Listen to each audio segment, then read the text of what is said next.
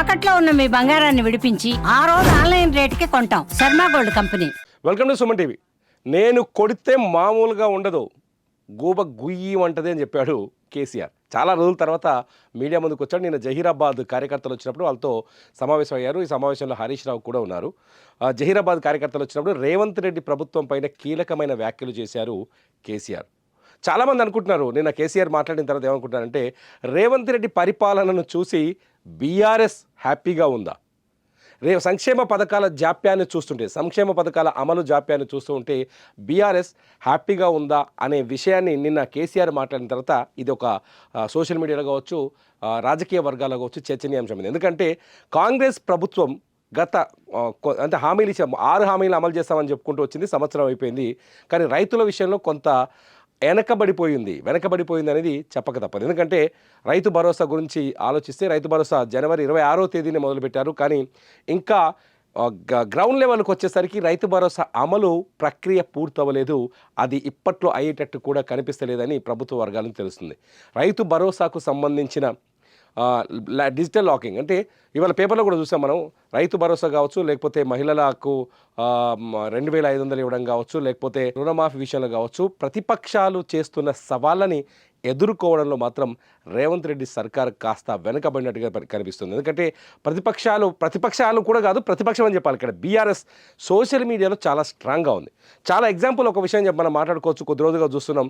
ఇవాళ కేసీఆర్ వ్యాఖ్యలు చూసిన తర్వాత చాలా స్పష్టంగా కేసీఆర్ చెప్తున్నారు, కరెంటు కోతలు మొదలైనాయి, మంచినీళ్ళ కష్టాలు మొదలైనాయి, పాత తెలంగాణకి ఎటువంటి కష్టాలు ఉన్నాయో ఆ కష్టాలన్నీ తిరిగి వచ్చాయని చెప్పేసి కేసీఆర్ చెప్తుంటే, రేవంత్ రెడ్డి ఏం చెప్తున్నాడు, నువ్వు కట్టబట్టుకొని నిలబడే ముందు మిగతా మేము చూసుకుంటాం, కట్టబట్టుకొని నిలబడంటూ కౌంటర్ ఇచ్చారు ముఖ్యమంత్రి రేవంత్ రెడ్డి.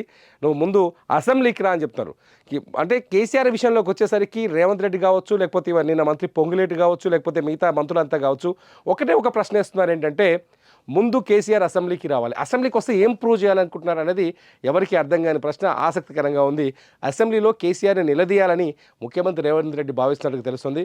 కేసీఆర్ ఏమో నేను వస్తే కొడితే మామూలు ఉండదు నా దెబ్బ అంటున్నారు. మొత్తానికి తెలంగాణలో రాజకీయం, ఒకవేళ కేసీఆర్ త్వరలోనే బీఆర్ఎస్ ఒక బహిరంగ సభ నిర్వహించే ఏర్పాట్లలో ఉన్నట్టుగా తెలుస్తుంది. బహిరంగ సభ ద్వారా కేసీఆర్ మళ్ళీ ప్రజల్లోకి వస్తారనే చర్చ కూడా కనిపిస్తుంది. ఎందుకంటే రేపో మాపో సర్పంచ్ ఎన్నికలు, స్థానిక సంస్థల ఎన్నికలు రాబోతున్నాయి. సర్పంచ్ ఎన్నికలకి ఇప్పటికే ప్రభుత్వం సిద్ధమవుతున్నట్టుగా తెలుస్తుంది. ఎందుకంటే ఇప్పటికే వాళ్ళు ఇచ్చిన 6 హామీలో కొన్ని హామీల్ని అమలు చేశామని ప్రభుత్వం చెబుతుంది. రైతు భరోసా కావచ్చు, రుణమాఫీ కావచ్చు, లేకపోతే ఇందిరమ్మ ఇళ్ళు కావచ్చు, రేషన్ కార్డులు కావచ్చు, ఈ విషయాలన్నింటిలో ప్రభుత్వం కాస్త ప్రజల్లోకి వెళ్ళాము, ప్రజల నుంచి మాకు పాజిటివ్ స్పందన వచ్చింది కాబట్టి ఇప్పుడు సర్పంచ్ ఎన్నికలకు వెళ్ళే అవకాశం ఉందని ప్రభుత్వం భావిస్తున్న తరుణంలో కేసీఆర్ మళ్ళీ ప్రజల్లోకి వచ్చే ఆలోచన చేయడం, బహిరంగ సభకు బీఆర్ఎస్ సిద్ధమవుతూ ఉండడం, ఆ సభలో కేసీఆర్ వస్తారనే ప్రచారం జరగడం అంతా చూస్తుంటే తెలంగాణలో రాజకీయం రంజుగా కనిపిస్తుంది. మొత్తంగా కేసీఆర్ని అసెంబ్లీకి తీసుకురావాలని కాంగ్రెస్ ప్రయత్నిస్తుంటే నేను వస్తే మీరు తట్టుకోలేరని కేసీఆర్ చెప్తున్నారు. మరి మీరేమనుకుంటున్నారు? నిజంగా కేసీఆర్ ఈసారి రేవంత్ రెడ్డికి గట్టి కౌంటర్ ఇవ్వబోతున్నారా? కేసీఆర్ ప్రజల్లోకి వస్తే, ఎందుకంటే నిన్న మొన్న ఒక చిన్న ఇంట్రెస్ట్ ఇన్సిడెంట్ కూడా జరిగింది. కాంగ్రెస్ ట్విట్టర్లో ఒక ప్రశ్న పెట్టింది, అది అందరం చూసాం. మన దగ్గర కూడా ఒక వీడియో ఉంది, చేశాను.